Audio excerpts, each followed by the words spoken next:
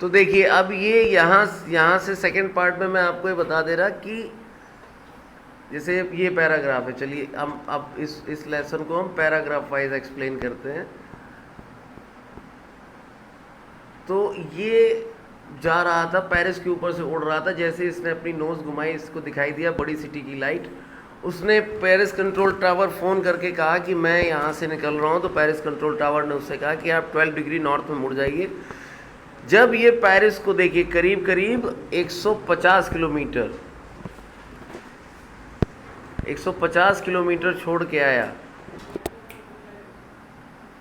तो आई saw the clouds, storm clouds. They were huge. They looked like black mountains standing in front of me across the sky. No, I could not fly up and over them. I did not have enough fuel to fly around them to the north or south. देखिए 150 kilometre पीछे मैं छोड़ आया था, और जब मैं 150 kilometre पीछे छोड़ आया तो मैंने अपने सामने बहुत बड़े काले बादल देखे, जो इतने बड़े थे कि उसमें मेरा प्लेन चींटी की तरह दिख रहा था। मैं ना तो इसके ऊपर से होके जा सकता था, ना ही दाएं से ना ही बाएं से, क्योंकि मेरे प्लेन में इतना फ्यूल नहीं था।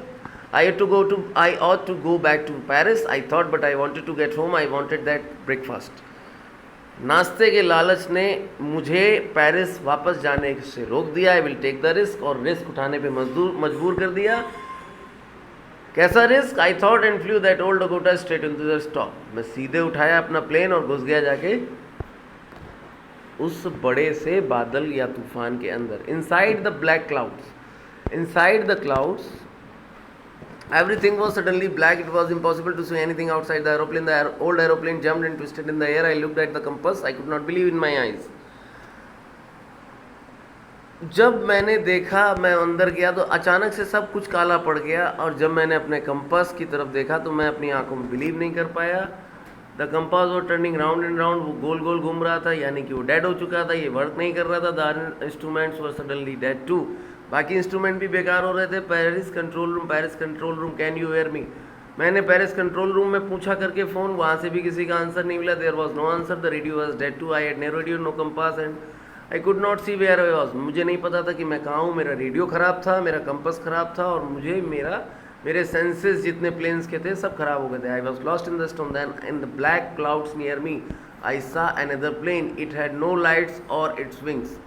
अचानक से मैंने देखा कि एक और वहाँ पे प्लेन है, ना तो उसमें लाइट जल रही थी, ना ही उसमें उसके विंग्स में लाइट नहीं जल रही थी। But I could see flying next to me through the storm. लेकिन मैं उसे देख सकता था कि वो तूफान में ठीक मेरे बगल में उड़ रहा है। आई could see the pilots face. मैं पायलट का फेस देख सकता था, टर्निंग टुवर्ड्स मी, जो मेरी तरफ मुड़ा हुआ था। I was glad to see another person. He lifted one hand and waved. उसने अपना हाथ उठाया और मुझे इशारा किया, फॉलो मी, और मैं उसके पीछे पीछे चल पड़ा। He knows that I am lost. वो शायद जानता था कि मैं खो चुका हूँ। He is trying to help me. वो मेरी मदद कर रहा था। He turned his aeroplane slowly to the north in front of my Dakota so that it would be easier for me to follow him. I was very happy to go behind the strange aeroplane like an obedient child. After half an hour, the strange black aeroplane was still there in front of me in the clouds. मैं उसके पीछे पीछे एक आज्ञाकारी बच्चे की तरह चला गया। आधे घंटे बाद भी मैं उसके पीछे पीछे ही जा रहा था। Now there was only enough fuel in the old Dakota's last tank to fly for 5 or 10 minutes more. आधे घंटे बाद मेरे प्लेन में इतना ही फ्यूल बचा था कि मैं 10 से 5 मिनट और उड़ सकता था। I was starting to feel frightened again. मुझे फिर से डर लगने लगा। बट देन ही स्टार्टेड का मतलब वो जो ब्लैक एरोप्लेन का पायलट था वो go down and I followed through the storm. मैं उसे तूफान में उसका पीछा करते करते नीचे जाने लगा। Suddenly I came out the clouds and saw 2 long straight lines in front of me. मैंने 2 लंबी लंबी लाइनें दिख रही हैं। It was runway. वो एक रनवे था, एन एयरपोर्ट, एक एयरपोर्ट था। आई वॉज सेफ, मैं सुरक्षित। I turn to look for my friends in back in the black aeroplane. मैंने देखा पीछे मुड़ के अपने दोस्त ब्लैक एरोप्लेन की तरफ, लेकिन वो वहाँ नहीं था। Sky was empty. आसमान खाली था। There was nothing there. वहाँ कुछ भी नहीं था। The black aeroplane was gone. Black aeroplane जा चुका था। I could not see it anywhere. मैंने उसे अभी तक कहीं नहीं देखा था। I landed and was not sorry to walk away from the old Dakota near the control tower. में मैंने बिल्कुल भी टाइम नहीं लगाया कंट्रोल टावर तक जाने पे। मैं वहाँ गया। I went and asked woman in the control centre. में गया, वो जो महिला वहाँ बैठी थी कंट्रोल सेंटर में, उससे पूछा वेयर आई वॉज, मैं कहाँ हूँ, and who the other pilot was, दूसरा पायलट कौन था। I wanted to say thank you. मैं उसे थैंक यू बोलना चाहता हूँ। She looked at me very strangely and then laughed. हंसते हुए बोली, अनदर एरोप्लेन, पगला गए हो का?